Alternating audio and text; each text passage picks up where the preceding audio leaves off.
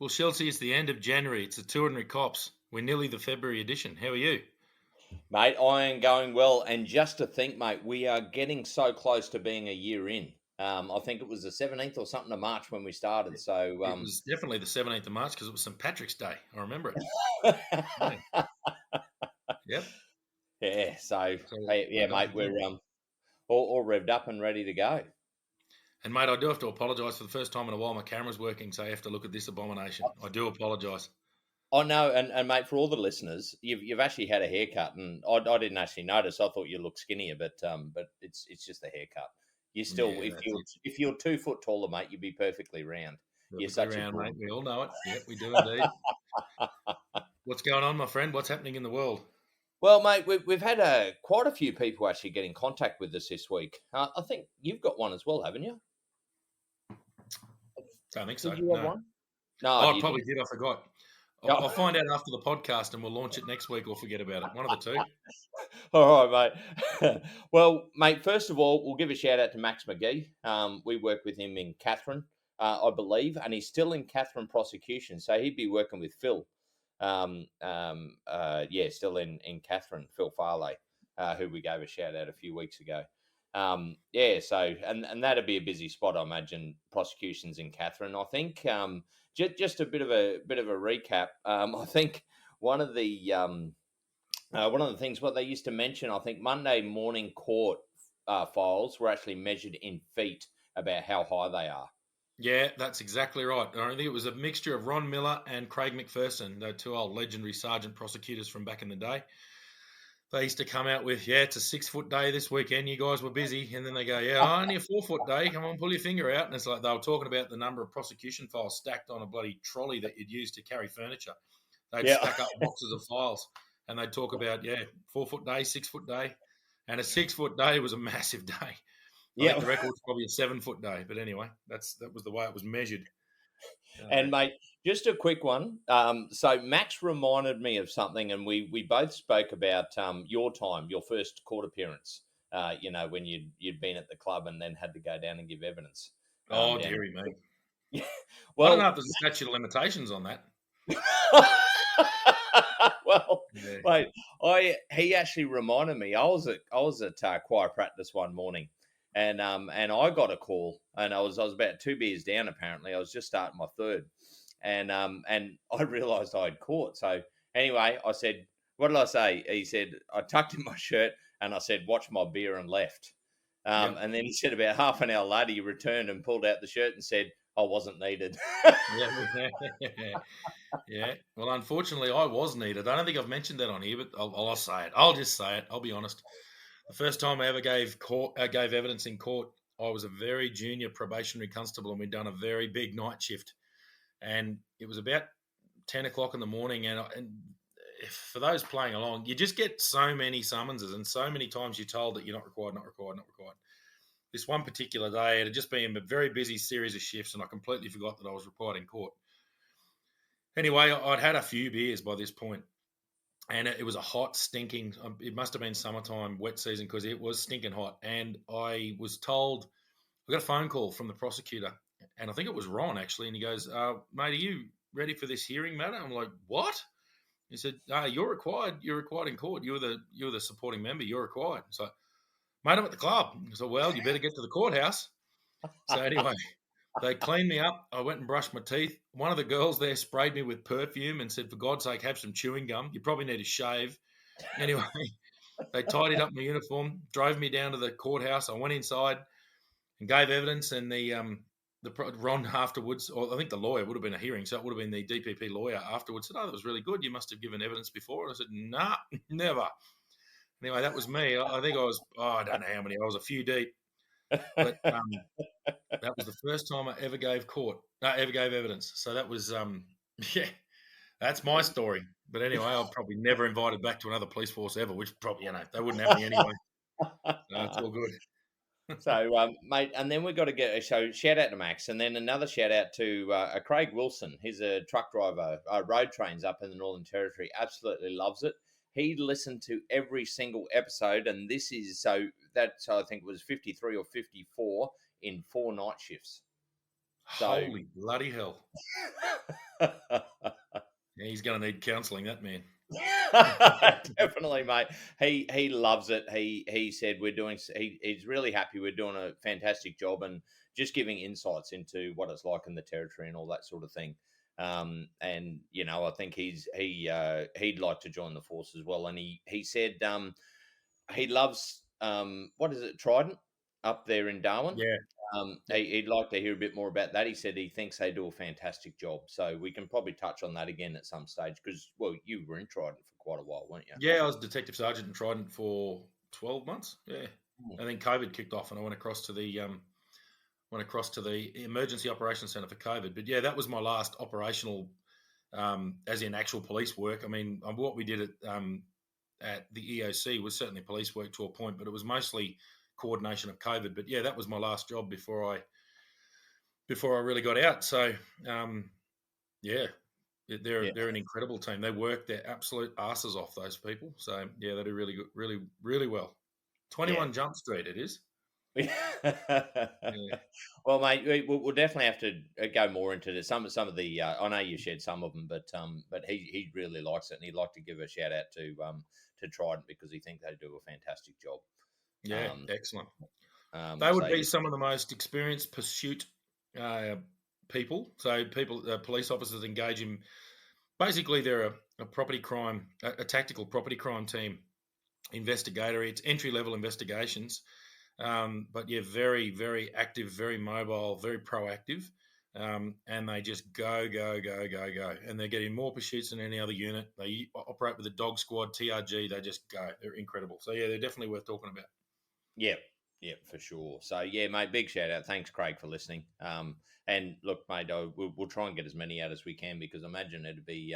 I remember driving with my dad in the trucks when he was a truck driver, and you're always looking for stuff to listen to. So I'm glad you like us and listening to Yeah. us non-stop. But Keep your eyes straight ahead, though. The bloody three trailers hard to pull. exactly, mate. And now the next one we got Mark. Um, yes, I think I got the right one. I mixed them up when I was talking to you before. No, he's a Kiwi cop. He's been getting everybody listened to over there, and he's doing, I believe, the ARC course, so the Accelerated Recruitment Program. That's right. That's it. Yep. Yep. And yeah, so he's looking to come across. He really enjoys the podcast, been sharing around as much as he can. And he said he knows there's quite a few people looking at going over and actually joining the police. Either maybe from listening to our podcast. So I'm not sure whether that might be a problem when I go to New Zealand in a week and a half. My name might be flagged. I'm sure the New Zealand government mightn't be too happy if we're stealing plenty of cops. Mate, if we're blamed for recruiting all the New Zealand police to the Northern Territory, you're going to receive a full cavity search upon arrival. Probably end up in mandatory detention. Yeah, no, very good. We've mentioned the Kiwis before. They're fantastic. We had a really good relationship with the Kiwis. They just slotted straight in. They were very experienced, excellent cops, and we've mentioned Yeah. that. And they were, yeah. So good on you, mate. Get into it. Yeah, mate. And look, the other thing, if we can quickly just touch on before we move on to our main subject, but we'll just quickly touch on, he said the only thing he asked is basically just for him and any of the cops looking at coming across, the main differences between, say, Catherine, Tennant Creek and Alice Springs, because that's most likely where they're going to end up. So Yep. what do you reckon there? Yeah, so they've all got similarities, but they've all got very much their own personality. So Alice Springs, I find on a personal level, is by far the busiest. You'll just be pumped in Alice. You turn up and it's just the jobs are already stacking. They're already going, oh, good, you guys are here. Do you want to grab a van and go, even if you're half an hour early? Alice Springs is very full on. Tennant Creek is like a very big bush station. I really enjoyed Tennant. Don't get me wrong, it's busy. Alice Springs, you do have a lot of other people there. I know there's staff shortages, but you do have detectives. You do have there's traffic units. You've got Alice Springs is very much a major centre. Tennant Creek, you don't have that. You've got GDs. You've got, I think when I was there, and that could have changed now, but when I was there were 3 detectives in general crime, so just like a CIB style sort of thing. And then there was a domestic violence unit as well, which 2 or 3 people in there. Um, they used to put together tactical teams all the time. So you're still busy, you still get lots and lots of work, but it's you. And as a result, very junior members get pumped with a lot very early on, and they just have to sink or swim. So um, Alice Springs, you will just have your ass hanging out, but there's support there. There's well, sometimes Tennant Creek, you'll have your ass hanging out, but it's going to be you and your senior partner and maybe one other person on shift, or maybe more if they've got another unit now. But Tennant Creek is a very severe learning curve because you don't necessarily have that senior support there, and that's not detracting from Tennant. It's just the nature of the beast. I think Tennant Creek has the highest number of police per capita in the Western world.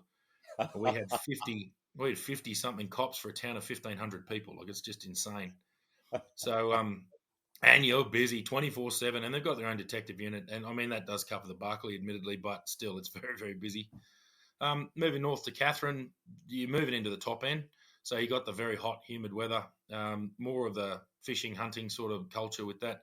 There's a lot of agriculture around Catherine, especially. So you've got a bit of a mix there. You'll have your ringers and everyone come into town, and I find there's a more diverse group of people working in somewhere like Catherine. So, but you're still very much a regional centre, but not a major centre.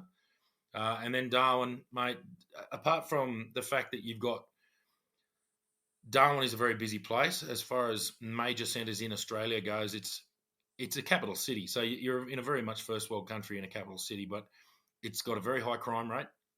Um, Unique in that you'll be exposed to basically a lot of the problems that are associated with Indigenous culture, in that people who've been and sometimes kicked out of their communities, they're drunks or whatever else, they will live rough in Darwin, so you'll deal with them a lot. But Darwin is the gritty city policing, especially Darwin City. Darwin City Police Station for me was good. I haven't worked at Casuarina or Palmerston, but I worked with them a lot. I've worked at Casuarina as Trident, but not as general duties. Um, but yeah, Darwin City was good. It was real gritty, but you got real proper first world policing. You're dealing with junkies, you're dealing with big pub fights and entertainment precincts, and missing people, everything that goes with a major centre. So you've got city policing. The only place in the Northern Territory that I find you actually do city policing is Darwin. The other major centres just aren't big enough for that to sort of occur. But yeah, they've all got their own personality, and they're all got their own challenges, as we know. Yep. Yeah, mate, that's gold. Now, we did say last week we were going to talk about complaints against police. But we look, I've got a couple of stories that I want to share, but we're just going to put that on hold. Mainly because we did get contacted by a Nick. Now he's down in Tassie, and yeah, I mean he's loving it, and he's going to move more into a leadership role. He really liked our podcast on leadership. He said it was really informative, and he liked what we had to say. And he basically, yeah, just asked if we can go a bit more into it, like, getting some of the teams. He said the problem with some of the areas, or some of the junior cops even coming in, they're like 6 months in and they're complaining about going to jobs and all that sort of thing. And what we could, I suppose, what advice we could give, or about teamwork. It's about putting a team together. And mate, I love this sort of stuff. I've worked with some fucking fantastic teams over the years. Where it didn't matter what happened. You would just, if the work was piling up, you go, let's make it pile up more. As the jobs came in, you didn't care how busy it got, because you're with a team that just got stuck in and did the work. Now, I think it comes around to a lot of different people. You've got to get the right amount of people together and all that sort of thing. But it also comes down to leadership. And I like, in fairness to like some of the younger cops, if they don't have good direction and good leadership and good backing when they're younger, I think that can really drive a negative process into their work, and they need to turn that around. So, mate, I'm going to kick it over to you, because you do a bit of training in this, and you can let everyone know what your thoughts are. Yeah. Oh, team, mate. How good's teamwork? So I know it's a bit wanky. So I remember thinking, "Oh, work as a team." I remember first hearing it sort of in the army a long time ago. It sounded a bit wanky, I thought, but I think I've matured, and working in a team is the best way to be, especially dealing with complex problems and all the rest of it. If you relate it to policing, you can't possibly do that job by yourself. There's just no way. That you need at least your partner. And if he's talking about moving into a leadership role, I assume he's going to be acting sergeant or promoting to sergeant or something similar. Um, the biggest thing from a team point of view is that the leader and the senior people in the crew that support the leader will drive the culture of the team. So it's really good at that crew level or that at that patrol group level in policing. So crew is more of a firefighter term, but I teach firefighters now.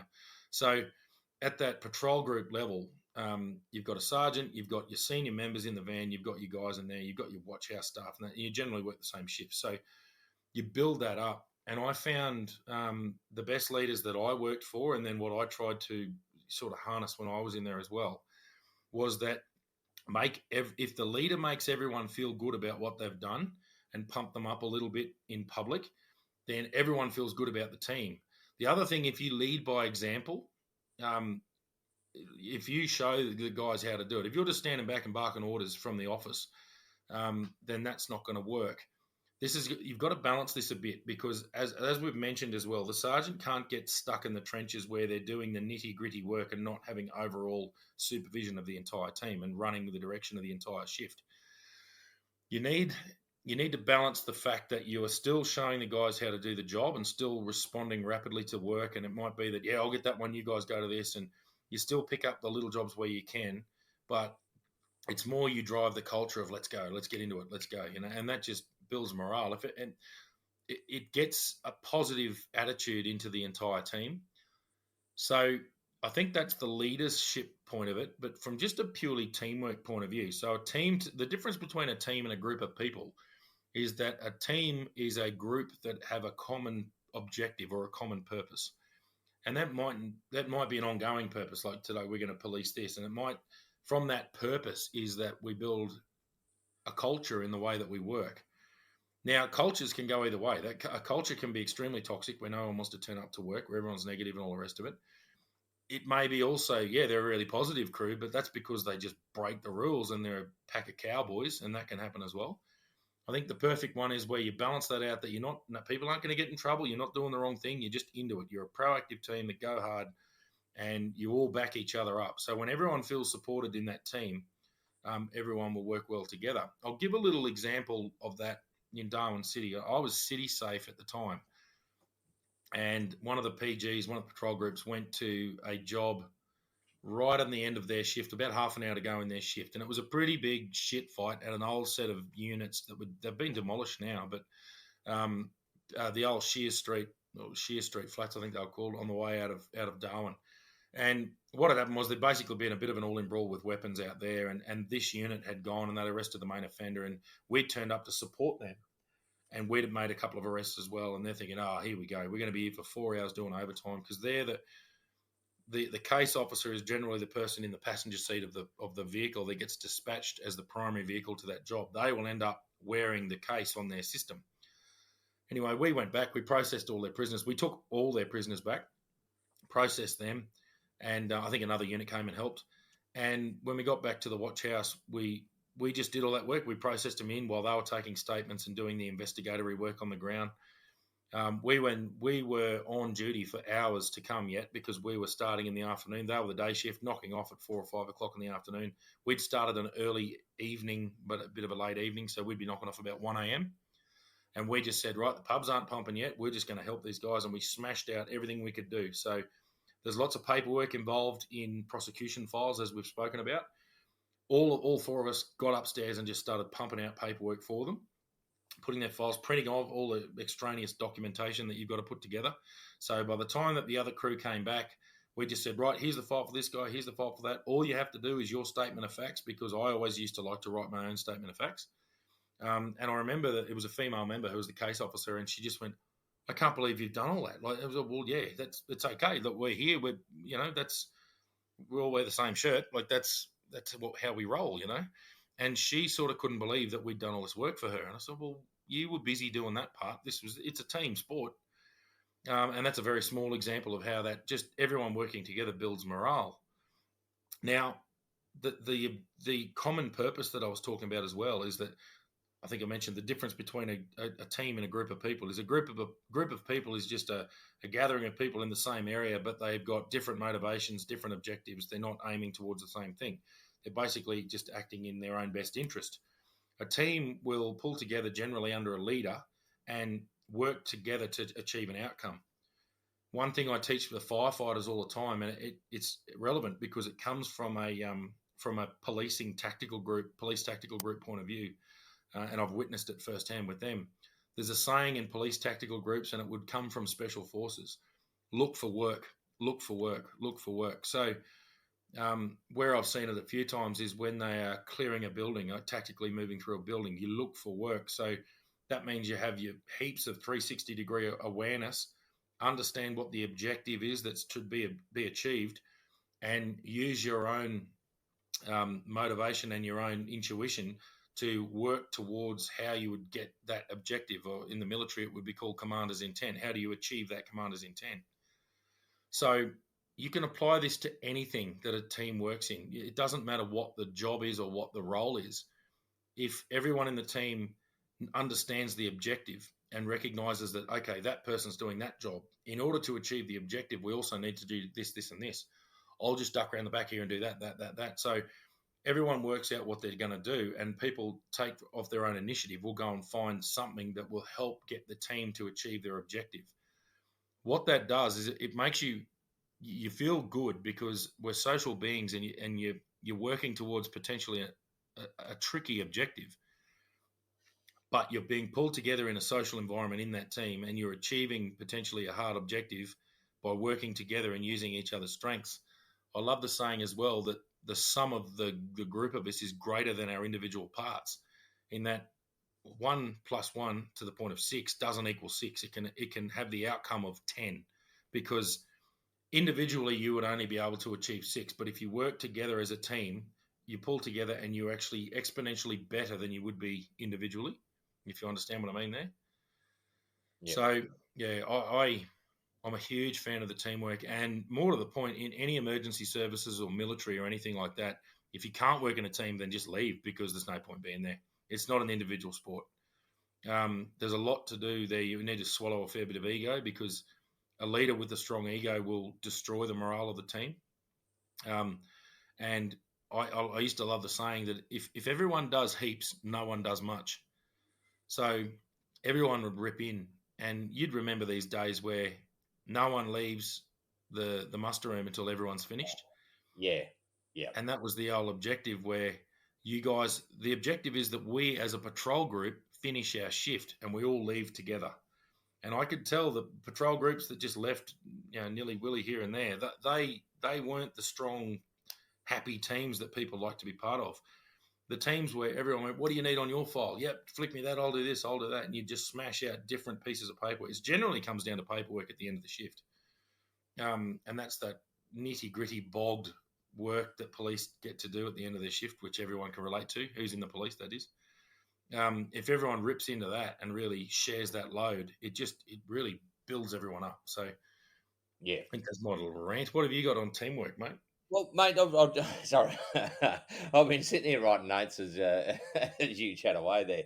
Look, like some of the most important things I reckon, like communication is a big key. Being able to communicate, with your members as well as them to you, and some of the things that help that out is like yes, you work together, but even like whereas it's once a month, or I know it's hard. It was easy for us when we had our 2 nights, 2 days 2 days, 2 nights, and then we had 4 days off, because a lot of time on that last night shift at the end of it, we used to go to the club. And I know I've said before it was mandatory when I was shift sergeant for people to come to the club, but that's a dying thing. But you can do other stuff, and it wasn't about drinking alcohol; it was about bringing the team together. And some of the other things we did was like golf. You get the whole crew, go out and play a game of golf, and then you can go home. When you got a few days off, and where the respective partners of the people and all that don't mind, it creates teamwork. It means that outside the job you communicate differently, and it will help inside the job. You create a real team. And I know There's some bosses that sit there and go, that creates corruption, but it also creates honesty. So as much as, and you mentioned that before, if you've got a good team that have the right moral compass, they will stay on that moral compass if they're a team that works together, because they will keep each other in check. And I think we haven't really mentioned it much, but when you're actually a police officer, you do walk a fine line, because you've got all these powers, you've got all this responsibility, and at times cops do step over the line, and they step onto the, well, we call it the dark side. Mm. And it's those, it's the camaraderie and the cops with a good moral compass. It doesn't mean some cops will start to go astray, and if they get pulled back early, and that all comes from good teamwork, good communication, knowing people, having the trust to be able to approach someone and talk to them. That's probably one of the big keys. And look, mate, mate, I've had plenty of leadership roles in my time, and I'm still make mistakes. So you don't have to be perfect as a leader. Just be perfect most of the time and learn from your mistakes. So if you do make a mistake, and I guarantee it'll happen, you said the one where you got stuck, down in the trenches doing the paperwork, and I did exactly the same thing. It's a juggling act, so don't get too down on yourself if you do. If you do get caught up with that sort of stuff. He did mention he's a very motivated person, and that's probably what you really need. That's what makes a good leader. Somebody that's motivated, like you said, they drag the crew along, they drag them along for the ride, and they lead by example. But the important thing is to also delegate, to make sure that you're not carrying the whole load. And look, mate, I am a firm believer. I've worked in a few things after the police, and they've put me in leadership roles. The first thing I look for is a 2IC, somebody Oh that will yeah. have your back, and somebody that is a good communicator with the crew. Mate, what are your thoughts there? It's probably a few years old now. There used to be a really good video clip, and it spoke about leadership, and it was a video of a music festival, and everyone's sort of sitting around, or a concert or something similar, a big outdoor concert. And one person gets up and starts dancing, and dancing wildly in front. Everyone's sort of amused, but they all don't want to get up themselves. So this guy, they said, here's the leader. The leader's trying to encourage the crowd, but they're showing how it's done. Completely ostracized from everyone, doing something completely different to what everyone else is doing, but they're dancing along. Said where the tipping point came was when the first person supported the leader. So when another person got up, the leader embraced that person and then encouraged that person to do the same thing. And they were dancing at this music festival. And then there's two people. And then the other support came. So more people stood up and more people stood up. And all of a sudden it was a tipping point, and the entire crowd mobbed, and they all stood up and were dancing along. It's a very basic example, but it shows that one person has the ability to change the whole crowd and to bring in that behavior.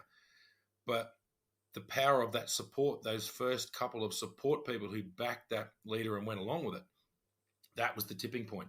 The other thing is the motivation is that what we're doing is the right thing. This is the right thing to do. Yeah, that's what we're meant to be here to do. Oh, gee, I wish I had the bravery to do that. And all of a sudden, all right, I'm part of the crowd now. I can go and do it. So most people don't possess that ability to go against the grain and do hard things. Policing, you have to do hard things all the time. We make extremely unpopular calls, potentially at big group parties where everyone knows the person you're arresting. And if the sergeant can be seen to be going forward and going, no, this is how it's going to be, and we're doing this and pushing forward and pushing forward, there was nothing better than having a senior constable come up next to you and go, you heard the sergeant move, and to the subject, that is.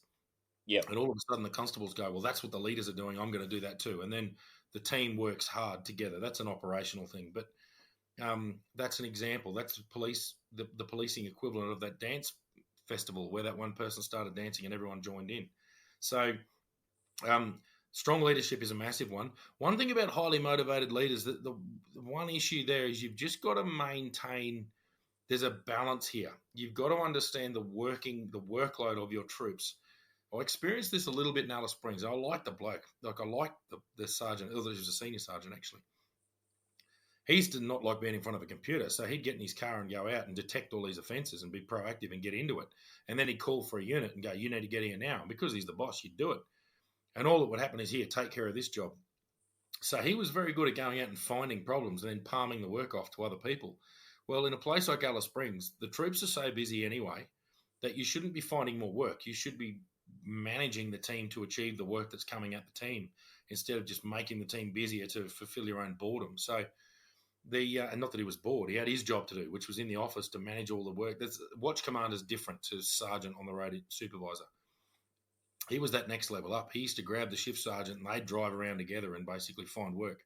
But realistically, the senior sergeant, I'm sorry, but your fun's over a little bit. You need to sit in there and manage what's coming and going and allocate resources and use resources to achieve the outcome and to fix in that situation. It's just jobs hitting the screen, 000 calls coming through en masse.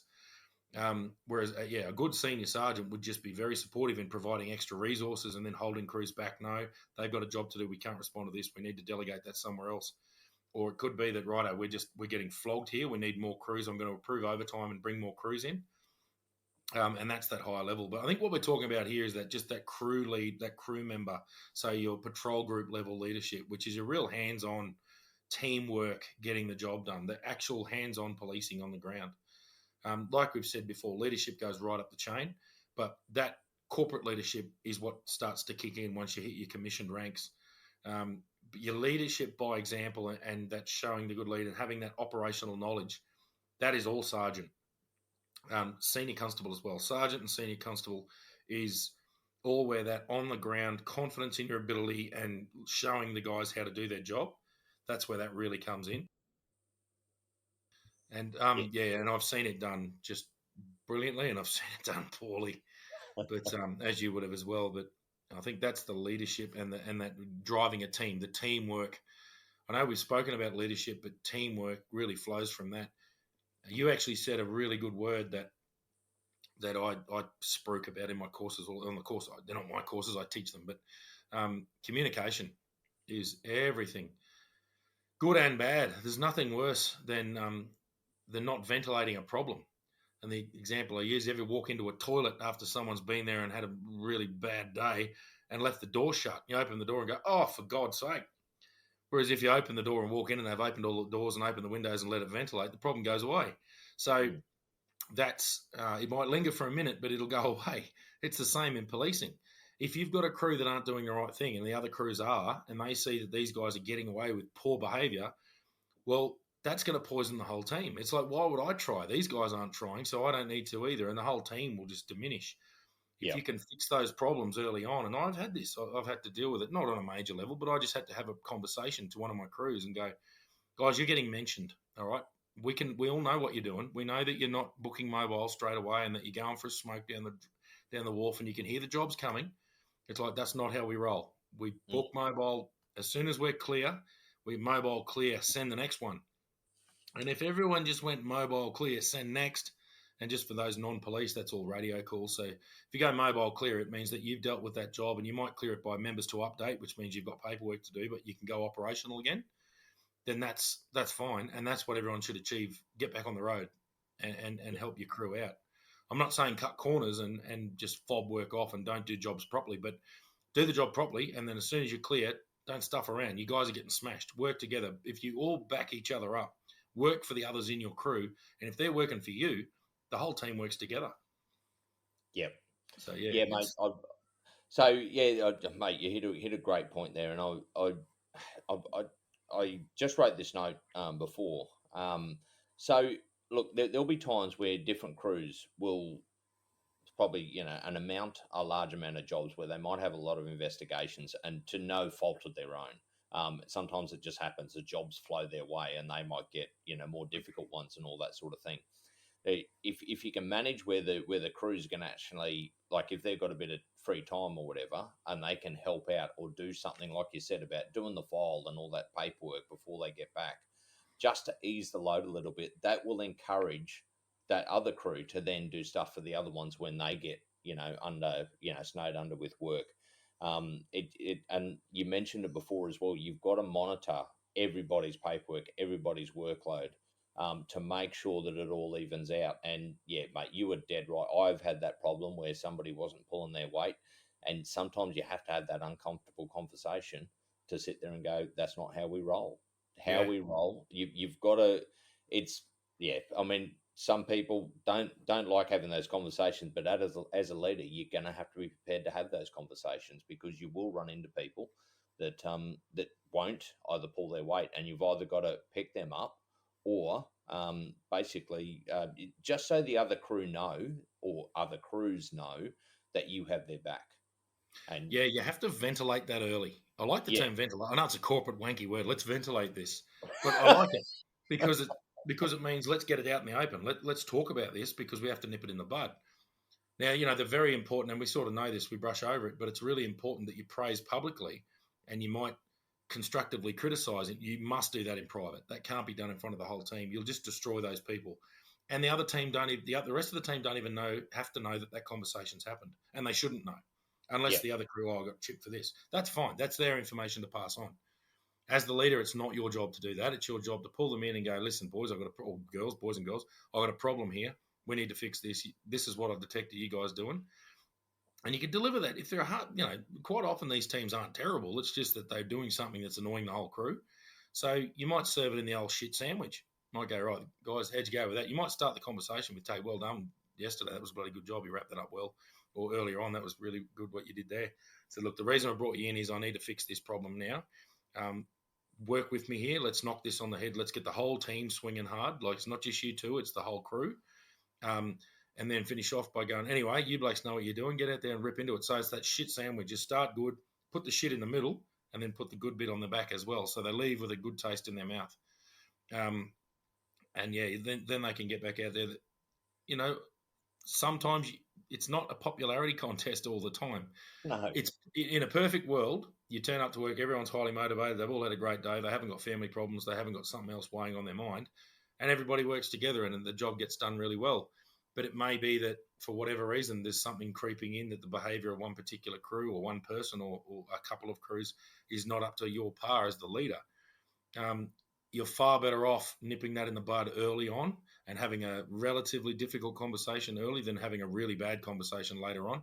yeah, Um, Another time I was a senior sergeant by this stage, so I was sort of getting to middle management, but I it was brought to my attention that there was some issues with alcohol outside of work, not drinking at work, but outside of work for a couple of members, and there was a bit of a pattern where one particular person wasn't turning up to work on their day shifts, but turning up to night shifts. And with a bit of delving and doing a little bit of research and having a conversation with them, I realised going through a really rough divorce, not handling life well, suffering from PTSD, I had to move that person on from our role because we operationally needed everyone on deck and ready to roll.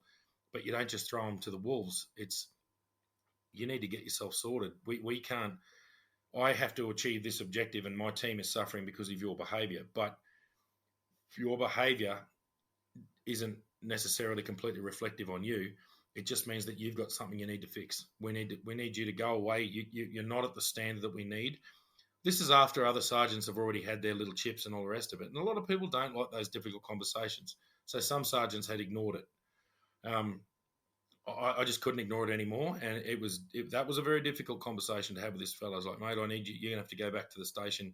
You're out of this. You're out of this operation, and you just need to get yourself right.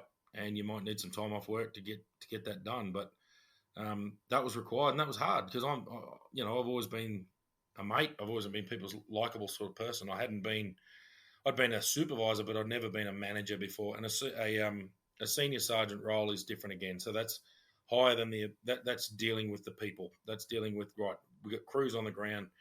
The sergeant will operationalise what needs to be done, but the senior sergeant needs to manage those more difficult things. yeah, And that's where it can be a tricky job. It's a good job, but it can be a tricky job at senior sergeant level. So yeah, that was one example there. yeah, And that poor bugger, he had a bad alcohol problem. He would drink himself into an oblivion every day off he had. He would scrape himself off the floor and come to work, to his credit. But his work wasn't work. It was terrible. And then he would book off. He had issues, poor bugger. But yeah. anyway, that was that. I So think, yeah, mate. What, and this is where I think a two IC really comes in when you've got to have those difficult conversations, because sometimes those difficult conversations, and it's good to have somebody backing you up from behind. So your two IC needs to be motivated like you, and trust you, and you've got to have a good relationship, and they will also sort out a lot of those problems, so you won't cause that behind the scenes conflict where people talk behind their backs and all that sort of thing. And I'll just touch on, like, so afterwards I actually went to work in the markets for a little bit because I needed a team leader to run this crew that used to do orders up for Aldi, and I picked my two IC. She was absolutely outstanding, and the communication between us was great, to the point that I had the easiest job in the world. It really was. She did most of the work. So she'd come to me and she'd go, "What do you think about this?" I said, "Yep." I said, "You want me to talk to them, or do you?" No, I'm happy to talk to them as long as I got your backing. Yep, not a problem at all. She would sort a lot of problems before they even came to me. And then after I left, she moved into a leadership role. And she said to me, she goes, "I learnt a lot from how you managed the people." And it's, I mean, sometimes, and I think, I can't remember where the saying came in. So usually the two IC is the one with the teeth. It's what we call the deputy commissioner, as well as all that sort of thing. So yeah, you're there as, yeah, you're there as a presence, and you're there to make sure that everything happens, and you've also got to act up as well as act down. But a good two IC will help you do that. Oh, it'll make your job so much easier. And if you look at any of the good crews, they have somebody that's second in charge, and they can also be a buffer as well, so not all the load comes onto you. So what do you think there, mate? yeah, completely agreed. So that you've got that. We talking about the deputy commissioner. We used to call the deputy commissioner the commissioner's pit bull. Yeah. So the commissioner would quite often turn up smiling, and they would make the calls, and they would establish the general orders and this policy and the direction and the corporate direction for the police force and all that sort of thing. The deputy commissioner enforced it. Yep. So the commissioner was the happy, smiling one at the top, and oh yes, wonderful, good, great to see you again, Damien, and all those things. And that's how the commissioner was. The Yep. deputy commissioner would be, righto, Sergeant Barb, what's going on? Okay, it wouldn't be at that level. It'd be a lot higher generally. Um, but the deputy commissioner was that was more nitty gritty. The commissioner could be a likable guy at the top that kept everyone running well, but they had their guys down bottom who rammed home what needed to be done. And that's not necessarily mean that they were a mean, angry, nasty person. Some of them were, but Yep. that just means that they're the ones who operationalise and get things moving. There's a lot of pressure on. I think deputy commissioner would be one of the hardest jobs in the police force. Commissioner, you're right at the top, and you are accountable for everything. Deputy commissioner, you're highly accountable to the commissioner, and you've got all the pressure of make this work, and you're shoving it down to your assistants and your commanders, and they're working it in their individual areas, but you're operationally in charge right at the top, and that's full on. And it's also very unpopular. You haven't got a team. You're it. You've got subordinates below you, and you've got a boss above you. Generally, there's not really many people side by side next to you. Yep. So the commissioner's ahead, but it's a different role. And yeah, the deputy commissioner was always seen as that hard, get the job done. We're not here. They remove the fluff speak and they get the work done. So, and that can happen. I was lucky. We're going to talk to him as well. My mate Todd, he kind of filled a little bit of a quasi 2IC role. He wasn't the 2IC, but we didn't really have the 2IC. Military units, like sections at corporal. So a corporal will be in charge of a section, is an infantry units anyway. So you have a corporal and you've got a lance corporal who's your second in charge, and they're in charge of bullets and beans. They basically get stuff done that you've come up with the plan, you've delivered the orders. The lance corporal comes up and gets it done, and they provide the logistics to get it done and the direction and that little bit of operational experience and the way to show people how to do their job. So that's more a military thing. It does work really well, and I was lucky in Darwin City that Todd sort of filled that role a little bit. He was the most senior of my senior constable. Well, I think he was the only senior constable I had. I had other people who were experienced, but they were senior members in vans basically. So they run their team. They're the partnership run their unit, but I might be in charge of two or three. I think I had three crews under me, and Todd would quite often float. He would be a one-up floater and go around and also be very much a 2IC. And then if it was really busy, I'd throw him in with me and we'd go as a unit, and just remove we'd get rid of all the extra little jobs. Like, we've got a general disturbance here that's 2 hours old. We might clean those little jobs up, two of us. And then we'd roll in hard to if a big job kicked off that needed multiple units, we'd roll in hard with the responding crew and provide backup and leadership, but only really take over the job if it was going to be a big job that we're probably going to hand over to someone else, or that we needed lots of numbers to resolve and they needed operational leadership on the ground with multiple crews.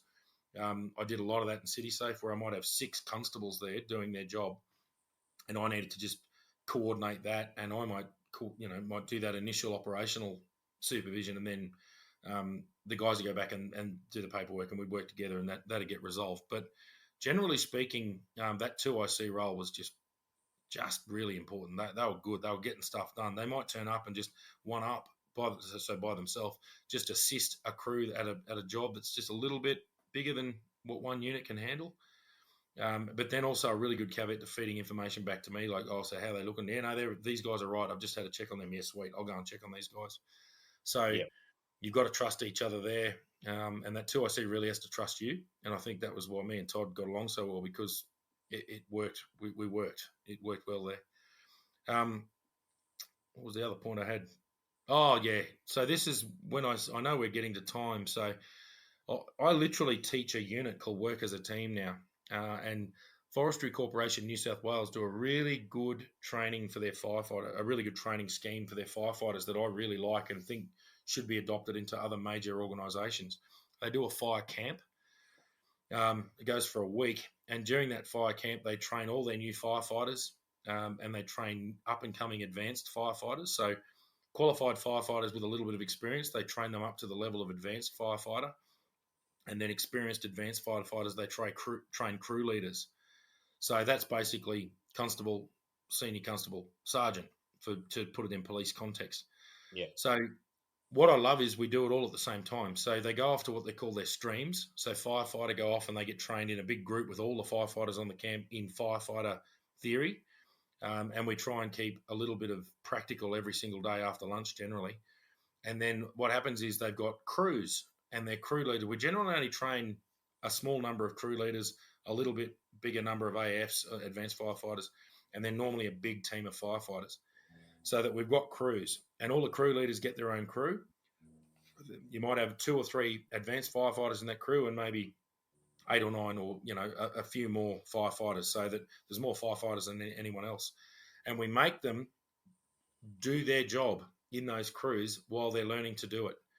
And what I tell them all is, right, firefighters on the ground, you're the ants, you're the worker bees. Look for work, work as a team. If you see someone putting a hose coupling on here, look at what the overall thing is trying to achieve and find another job that will achieve that objective that's been given by the crew leader. AFs, don't necessarily do all the work yourself. We know that you've been nominated as AFs because you're very good firefighters, but your job now is to a little bit of that really on the ground leader, mentor, and demonstrate how to do the tasks, and say, right, the boss has said we need to do this. I'll show you how we do that. Come on, guys, make sure you shut those cabinets. Just those little jobs. Right, when you do this, make sure you put the hoses away properly. The reason we put the hoses away is this. So that real operational knowledge and experience is passed on from the AFs. And the really tricky one is that the people who've been nominated for crew leaders are generally your very good advanced firefighters. And they're used to being very hands-on and being leaders on the ground, but showing people how to do things. As a crew leader, you need to step back.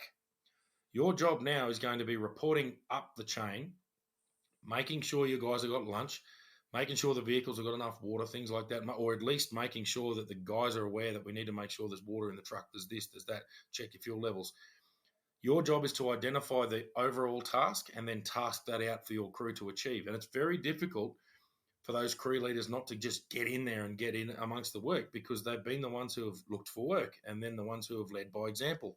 All of a sudden, they need to step back, and it's like, all right, where's the situation report to some, like a group leader, someone higher up the chain, or a watch commander in the policing realm. What's going on with these jobs? Right, so this guy's got we've got this here. These guys have got that. Everything's under control there. Right, sweet. So it's training a crew leader to step back from the tools and get that work done by using their crew. There's nothing worse than seeing the head down bum up of a crew leader and a whole heap of firefighters standing around twiddling their thumbs. You need to get your crew working, and you'll get heaps more done. Stand back, maintain situational awareness of the entire crew, understand what other crews are doing, and provide regular information reports or situation reports up the chain so that more strategic decisions can be made about how you're going to achieve. And we're talking firefighter stuff here. So, how they're going to achieve the outcome of whatever that may be to put out a campaign fire, like a really big fire. So, the beauty of that is it all applies to everything we're doing. And we're talking emergency services, I get that, but this applies to any workplace. If you Yep. can put those structures in place a little bit, and have used the similar theory that we're talking about, it works better. Teams work really well together. Yeah, mate. Like one of the things there, also, you give somebody responsibility and they take ownership. They actually become part of the solution to a point. Like it'll actually motivate them to work together. Absolutely. The So killer of motivation is micromanagement. yes, Oh, exactly right, mate. and this is where we talk about like teamwork and leadership. Talk about leadership. Give someone an end state. Success looks like this. What we are trying to achieve is this. Our objective is this. Don't tell them how to put a hose in a shed or how to attach a hose to a connection. Or in policing, don't tell them how to, you know, speak to someone on the ground. They need to learn that, and that is a little bit the role of the senior constable to sort of teach them those skills on the ground. And it might be that you're there and you can provide a little bit of that, but you're responsible for the entire crew. Where this really hits home is where you've got a completely competent crew and you don't have new guys. Yep. And this is where special forces are really full on, because quite often special forces in the military, everyone there is extremely competent in their role. And I heard a former police officer who became a border force superintendent. He watched the ADF, so the Australian Defence Force, seize a vessel off the coast of Victoria. And he said the orders to the SAS team that boarded that vessel was make that boat my boat. That was it. That's I don't care simple. how you do it. You guys know how to do your team. You know the law. You know how to do your job. You know your rules. You know everything. Make that boat my boat. How Yep. good are those orders? Yeah. To perfectly responsible, to perfectly competent, well trained people, that is perfect orders. It's like the equivalent there would be establish a cordon around this area. Or even higher up? What's the objective? The safe resolution of this thing. And everyone knows that. Well, of course, our priorities are this. Everyone understands the nitty gritty, and everyone will probably sort of understand the objective because we have things called standard operating procedures, and we work to a certain level. But it might just be that there's ideas that you have a guidance, right? I want to achieve this. The way I want to achieve it is this. Make that happen. And your guys they will surprise you with how well they do it, generally speaking.